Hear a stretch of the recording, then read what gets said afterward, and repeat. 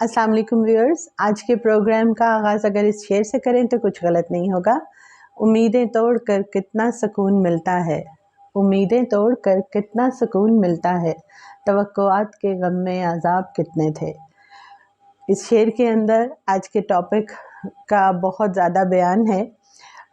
उम्मीद तो ये थी मुझे कि मैं पिछली जो मदर इन लॉ की एपिसोड की थी उसकी रेमेडीज़ के ऊपर प्रोग्राम करूँगी, लेकिन बहुत सी रिक्वेस्ट्स ये आई कि हम जो रेमेडीज़ हैं उनको बाद में करें, और जैसे हमने मदर इन लॉ की साइकोलॉजिकल इश्यूज़ के ऊपर बात की वैसे ही पहले जो डॉटर इन लॉ है, जो बहू रानी हैं, उनकी जो साइकोलॉजिकल इश्यूज़ हैं उनके ऊपर पहले बात करें और फिर हम दोनों की रेमेडीज़ को बताएं। तो इसलिए हमने स्लाइटली चेंज किया। तो पिछला प्रोग्राम आपने देखा होगा, सुना होगा, जो मदर इन लॉ की साइकोलॉजिकल इश्यूज़ के ऊपर बात हो रही थी कि एक माँ जब सास बनती है तो वो कौन से साइकोलॉजिकल इश्यूज़ हैं जो पॉपअप होते हैं। तो आज का हमारा प्रोग्राम बहू रानी के ऊपर है, उस दुल्हन के ऊपर है, उस फीमेल के ऊपर है, उस औरत के ऊपर है जो बहू बनती है, और फिर उसके कौन से ऐसे साइकोलॉजिकल इश्यूज़ पॉपअप हो जाते हैं कि घर में एक जंग का समा हो जाता है और खुशहाल घर जो है वो एक जंग का मैदान लगने लग जाता है। शेर को दोबारा पढ़ती हूँ तो ज़रा गौर करें। उम्मीदें तोड़ कर कितना सुकून मिलता है, तवक्कुआत के गम में अज़ाब कितने थे। यानी जब हम किसी के साथ होप्स जो हमारी होती हैं, उम्मीदें जो होती हैं, और उन्हीं से हमारी तवक्कुआत एक्सपेक्टेशंस रेज़ करती हैं, इसका मतलब ये नहीं है कि हम उम्मीद ख़त्म कर दें, किसी से कोई एक्सपेक्टेशन ना रखें, नहीं। इसको थोड़ा सा समझेंगे इस प्रोग्राम के अंदर। इसी के अंदर रेमेडीज़ भी हैं और प्रॉब्लम्स भी हैं। तो बहुओं से दरख्वास्त है कि ज़रा थोड़ा सा अलर्ट हो जाएं। हम ख़वातीन जब पैदा होते हैं तो हमारे थोड़े से बड़ा होने के ऊपर हमारी नोशोनुमा के साथ जो हमारी थिंकिंग डेवलप होती जाती है वो ये होती है कि हम इस घर जहाँ पर हम रह रहे हैं यहाँ पर हमारी कोई ख़ास अथॉरिटी नहीं है। हमें एक ख़ास उम्र के बाद ये सुनने को मिलता है कि हमने एक और घर में जाना है, हमारी जो अथॉरिटी होगी, हमारी जो इजारादारी होगी वो उस घर पे होगी, और हमारे दिमाग में एक शोहर का कॉन्सेप्ट, एक साथी का कॉन्सेप्ट डाल दिया जाता है, और हमारी पूरी जो दिमाग की एक्सपेक्टेशन है, उम्मीदें हैं, वो सब आगे एक अनदेखे शख्स के साथ वाबस्ता कर दी जाती हैं, जोड़ी जाती हैं। तो जब हम एक इस तरह की सोच के पैटर्न को लेकर बड़े होते हैं तो बड़े होकर हमारे, आप इस बात को छोड़ दें कि कितने % आज ख़वातीन पढ़ रही हैं और क्या हो रहा है। आज भी, इस वक्त भी ख़वातीन के अंदर, उनके ब्रेन के अंदर जब बच्ची पैदा होती है तो उसको 90% यही शाऊर है कि उसकी शादी होनी है, उसका जो कुछ भी है, उसका शोहर होगा, उसका वो घर होगा जहाँ वो जाएगी। जब हम इसी चीज़ के साथ, इसी थिंकिंग के साथ अपनी ज़िंदगी, अपनी डेवलपमेंट पूरी जो भी घर वाले करते हैं वो अभी डेवलपमेंटल इशू पीछे खड़े हैं। जब हम बड़े होते हैं और फिर हमारी शादी होती है तो इसमें कुछ ख़ास हमारी गलती नहीं है अगर हमारी सारी उम्मीदें, सारी तवक्कुआत उस एक शख्स के साथ जुड़ जाएं जो हमारे शोहर के रूप में है, और हम उन तमाम तवक्कुआत को लेकर उस घर में आ जाएं जो हमारा ससुराल है।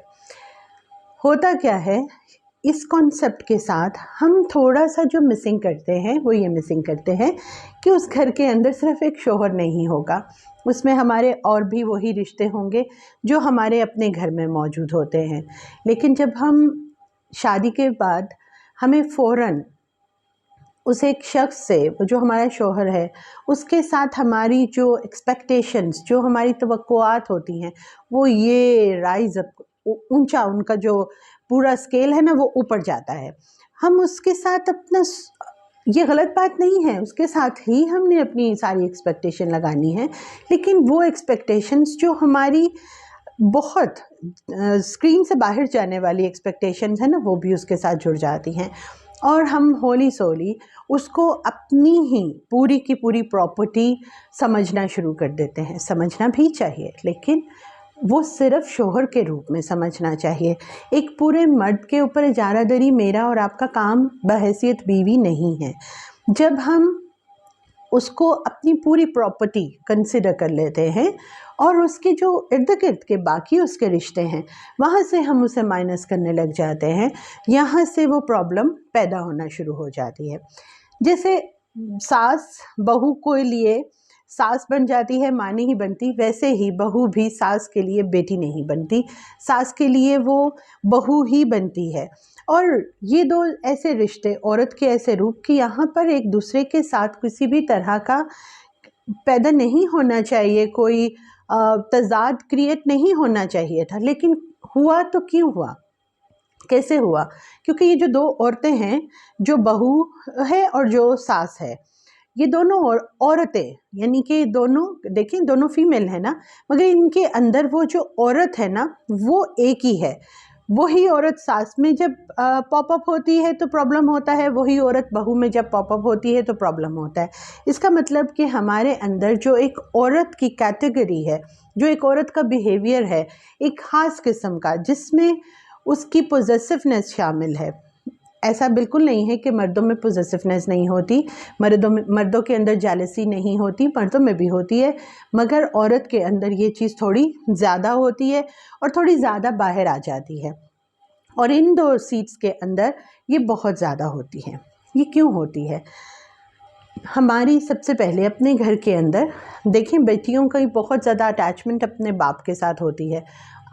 यानी ऐसे घर आने जहाँ पर बहुत ज़्यादा सख्ती हो, रिलीजियस माहौल हो, या जहाँ पर जो मेल फीमेल की एंट्री है, या बहुत ज़्यादा मिक्सअप फैमिलीज़ नहीं होती, वहाँ पर भी बाप की अटैचमेंट अपनी बेटी के साथ ज़्यादा होती है। बेटी की अटैचमेंट माँ के साथ थोड़ी कम होती है, क्योंकि माँ की अटैचमेंट अपने बेटे के साथ ज़्यादा होती है। ऐसे में जब माँ बेटी का वो जो फ्रेंडशिप रिलेशन है ना, वो ही घर से ही इतना ज़्यादा हेल्दी नहीं होता। बहुत ये आज इस वक्त एक टाइम है कि जहाँ पर जो माँ बाप ने बच्चों को बहुत ज़्यादा आज़ादी दे दी है, तो आप देखेंगे कि वो पर्दा जो मेरा और आपका अपने पेरेंट्स के साथ होता था, हम अपने पेरेंट्स से थोड़ा सा नहीं, काफ़ी ज़्यादा सा डरा करते थे। आज के बच्चे तो बिल्कुल ऐसे नहीं करते। इसमें बीइंग पेरेंट्स हमारी बहुत बड़ी गलती है। इसको हम बच्चों के प्रोग्राम के अंदर ज़रूर डिस्कस करेंगे। लेकिन माँओं की जो अपनी बेटी के साथ एक फ्रेंडशिप जोन होना चाहिए, वो उस तरह से फ्रेंडशिप जोन क्रिएट नहीं होता। माँ बच्ची को एक ब्रेन के अंदर वो प्रिपेयर करती रहती है, क्योंकि उसकी भी तरबियत ऐसे ही हुई है। जब यही चीज़ होती है तो बच्ची का दिमाग के अंदर वो जो तरबियत है, वो शेयरिंग माँ के साथ उस तरह से करना शामिल नहीं होता। जब बच्ची ससुराल आती है, यानी लड़की जब ससुराल आती है, तो वो अपनी सास के अंदर भी वही वाली औरत देखती है जो वो अपनी माँ के अंदर देख रही होती है। बहुत कम ऐसा होता है कि आपको अपनी माँ के साथ फ्रेंडली आपका रिलेशनशिप था और आप ससुराल में आ गए और आपने अपनी सास के साथ वही फ्रेंडशिप क्रिएट करने की कोशिश की। यहाँ पर एक ही चीज़ को समझने की ज़रूरत है कि जब हम एक घर से दूसरे घर में आते हैं, तो वहाँ पर हमारे जो पर्सनालिटी है उसको एक दिन में नहीं कोई भी समझेगा। हम अपनी पूरा घर, पूरा टाइम अपने रिलेशंस को छोड़कर एक नए सिनेरियो में आते हैं। हमें वक्त चाहिए होता है हर चीज़ को समझने का।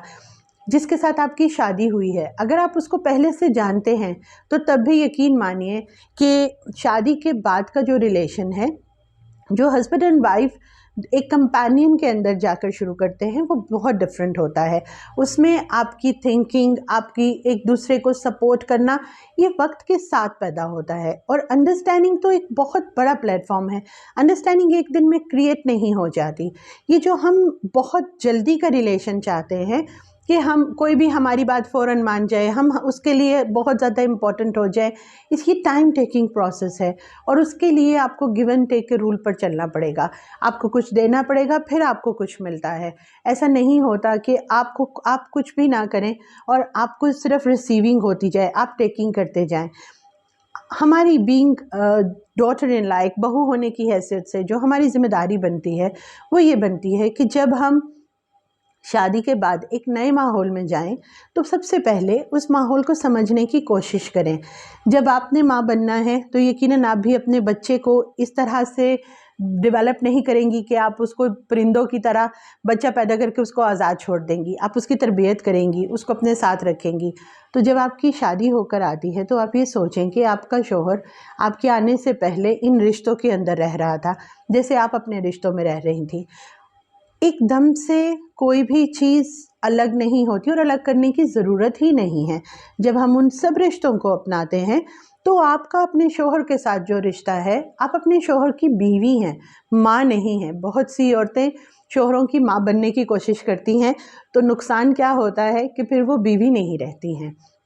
माँ तो वो बन नहीं सकती शौहर की, फिर वो अपनी बीवी होने की हैसियत से भी डगमगा जाती हैं, अपना दर्जा खो देती हैं। बीवी, एक अच्छी बीवी के अंदर बहुत से रूप होने चाहिए। उसको अपने शौहर की अच्छी दोस्त होना चाहिए, मुकम्मल दोस्त नहीं वो बन सकती। आपको ये नहीं समझना चाहिए कि मैं शौहर की दोस्त बन गई हूँ। जब आप उसकी दोस्त बनने, अच्छी दोस्त होंगी, उसकी बहन भाइयों के बहन भाई तो नहीं बन सकते ना, लेकिन आप उसको कंपेनियनशिप देंगी। जैसे वो अपने रिश्तों की केयर करता है, आप उसके ही रिश्तों को अडॉप्ट करेंगी, उसके ही रिश्तों की केयर करेंगी। तो उसमें, उन रिश्तों में जो उसका माँ के साथ रिश्ता है वो सबसे ज़्यादा मजबूत है, सबसे ज़्यादा करीब है। आप उसकी माँ की केयर करेंगी, आप उसकी माँ को अपनी माँ की तरह इज्जत देंगी, तो उसका और आपका रिलेशन तो बिल्ड होगा ही होगा, वो भी आपके पेरेंट्स की तरफ उसी तरह से माइल होगा। ये टू वे प्रोसेस है। आप अपनी सास को जब एक औरत की हैसियत से देखेंगी कि वो, आपकी सास जो है वो किस तरीके से आपके साथ डील कर रही है। ज़ाहिर बात है वो आप नहीं आई हैं वहाँ पर, सास आपसे पहले उसकी पूरी अथॉरिटी है। तो ये कोई भी गलत बात नहीं है कि आपने उस घर के तौर तरीके सीखने हैं, उस घर के जो माहौल है उसको समझना है। ऐसे में आप हैं जिसने सबमिट करना है अपने आप को। पहले सबमिट करने का मतलब ये है कि आपने, ऐसा नहीं है कि खुद को छोड़ देना है मुकम्मल तौर पर, नहीं। आपने सबमिट करने का मतलब है कि आपने अपनी उस ज़िद को और अपनी ईगो को थोड़ा सा डाउन करना है, उसको पॉप अप नहीं होने देना।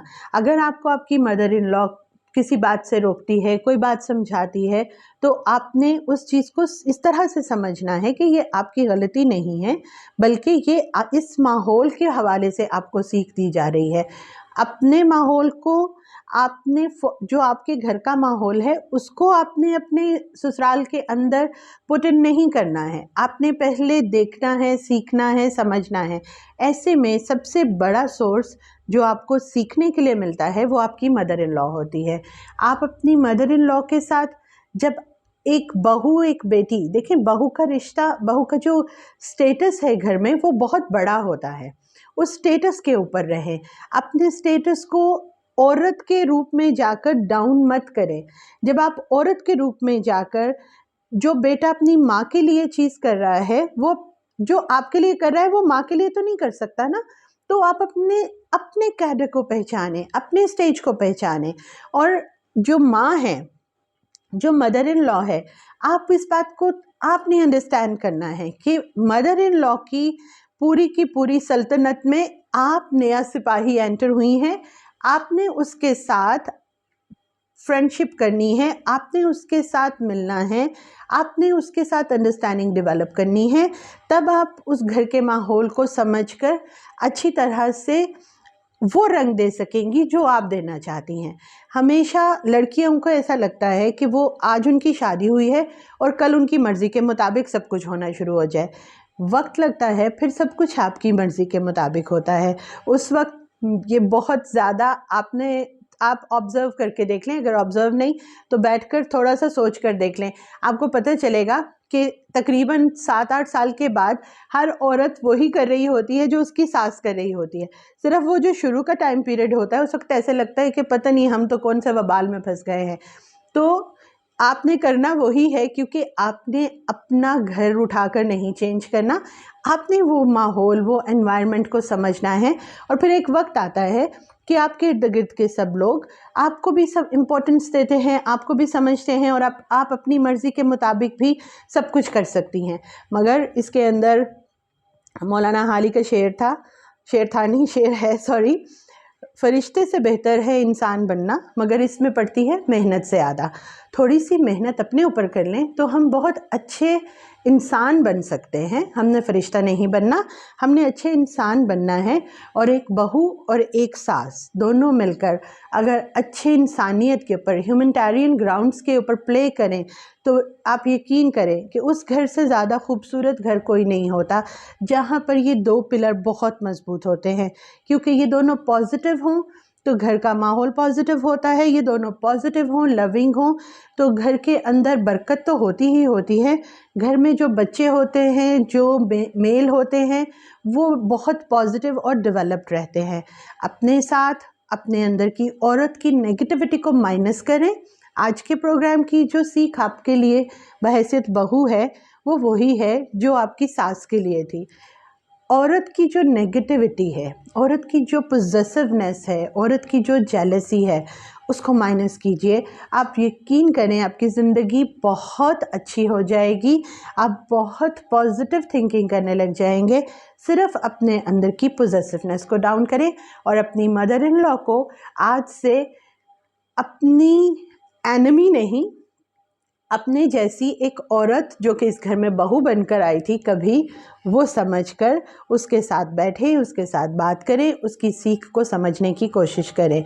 जो रेमेडीज़ हैं कि दोनों सास और बहू कैसे किस तरह से मज़ीद अच्छी हो सकती हैं, अब हम अगला प्रोग्राम, क्योंकि ये औरत का इशू है, रिश्ते का नाम डिफरेंट है, करैक्टर पीछे एक है, औरत। तो डेवलप्ड औरत जब सास होती है और बहू होती है, वो रेमेडीज़ उसको हम अगले प्रोग्राम में शेयर करेंगे। तब तक अपना बहुत ख्याल रखें और कोशिश करें कि अपने पॉजिटिव एटीट्यूड्स को बिल्डअप करें। बहुत शुक्रिया, अल्लाह हाफ़िज़।